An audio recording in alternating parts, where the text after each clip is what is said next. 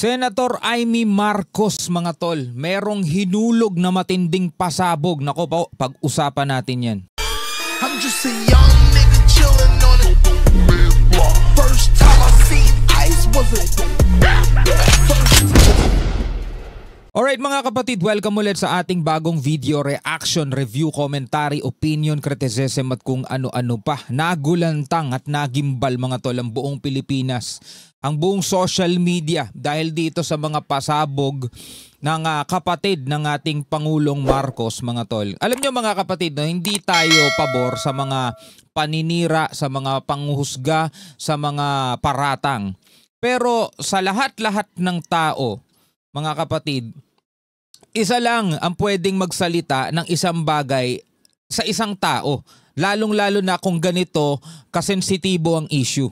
Hindi pwedeng sabihin to ng ibang tao eh. Pero etong nagsasalita o magsasalita kasi napakikinggan natin, kapatid, hindi basta-basta kamag-anak lang kapatid.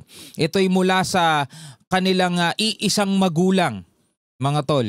Magkasama silang lumaki, magkasama sila dati nung napatalsiks dito sa Pilipinas, magkasama silang nanirahan doon sa Hawaii. At ngayon nandirito mga kapatid, si Amy Marcos merong pasabog dito mga tol na ikinagulat at ikinagulantang nga ng buong internet world. So again mga kapatid, kung ano man ang katotohanan o hindi natin kinukumpirma, kasi syempre, sino ba naman tayo para humusga, di ba? Pero ito'y galing mismo kay Amy Marcos na di umano si President daw mga tol ay gumagamit. Naku po. Kaya wag na natin patagalin pa. Panoorin na lamang natin to mga tol. Ang pumunta, tumayo at magsalita sa inyong harapan. Pero noon pa man, alam kong walang madali kapag ikaw ay Marcos. Nanginginig ako at ang aking boses, hindi dahil ako'y natatakot sa inyo, kundi dahil nalulungkot po ako. Ipagpaumanhin ninyo kung sa gitna ng pagsasalita ko, ako'y hihinto, hihinga dahil sa bigat ng aking kalooban. Pero hindi yan ang dapat kong ihingi ng paumanhin. Hindi yan ang kasalanan ko sa bayan na dapat ihingi ko ng tawad. Narito po ako dahil sa tawag ng Iglesia ni Cristo para sa transparency, accountability at hustisya. Sa mga hindi nakakaunawa, search na lang ninyo meaning ng transparency, accountability at justice.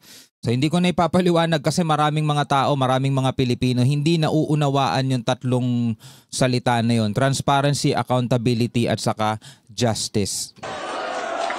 At dahil sa tawag ng sarili kong konsensya, bilang senador, bilang kapatid, bilang Pilipino. Bata pa lamang kami ni Bongbong. Alam na ng buong pamilya ang problema sa kanya. Putulin ko lang dito sa part na to mga tol, marami nagsasabi, puro paninira mga tol. Diba? Alam nyo mga tol, wala tayo dun sa posisyon na yun para magsasisigaw ng puro paninira kasi hindi naman tayo kasali dun sa pamilya nila. Hindi natin sila kasama nung mga bata pa sila mga tol. Sila ang magkasama. So sino tayo para humusgang tama sinasabi nito o paninira to? Yung mga taong nagre-react, nagugulat lang din sila kaya may reaction. Kahit tayo, di ba, pag nanonood tayo ng reaction, ooh! So again mga kapatid, hindi ko sasabihing paninira, hindi ko rin sasabihing totoo. Di ba? Bahala na lang kayo mga tol. Basta tayo, wala tayo sa posisyon para sabihing paninira o sabihing imbento kasi hindi tayo part ng pamilya nila. Sila ang magkakasama mula nung bata, hindi tayo kasama dun.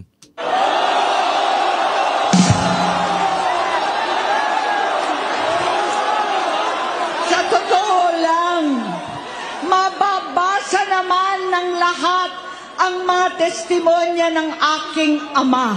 Oh, nadudun daw sa testimony mismo ni senior.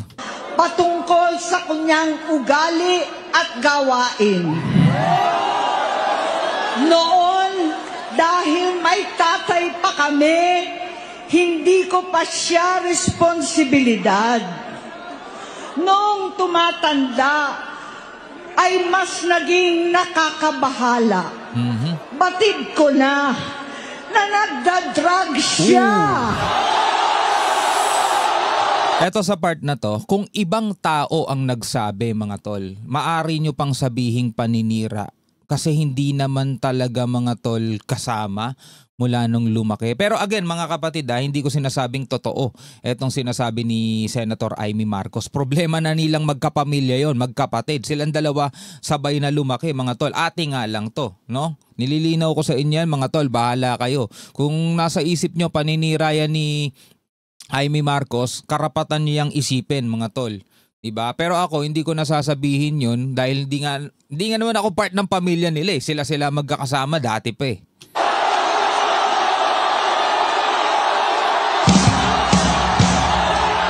Nalaman ko at ng pamilya, nalaman ng pamilya, seryoso ito. Minsan, kami ng Presidential Guard at Metro Gompa ang naglilinis tuwing nagpa-party po sila. Ngayon may mga nagsasalita, alam nyo na pala eh, bakit nyo pa hinikaya tumakbo ng presidente? Yun nga rin yung sinagot niya kaninang umpisa, no? Yun daw yung kasalanan niya sa bayan. Yun daw yung kasalanan niya sa bayan. Namuhay kaming magkakapatid sa ibang bansa. Kami-kami lang. Kinumbinsi ko pa si Bongbong. Pakasalan mo na si Lisa. Naisip ko noon, kapag nag-asawa siya, malalagay na sa tahimik at magkakaroon ng direksyon. Ang laki ng pagkakamali ko.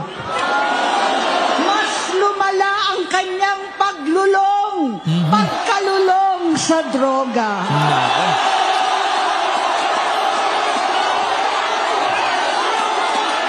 Dahil parehas pala silang mag-asawa.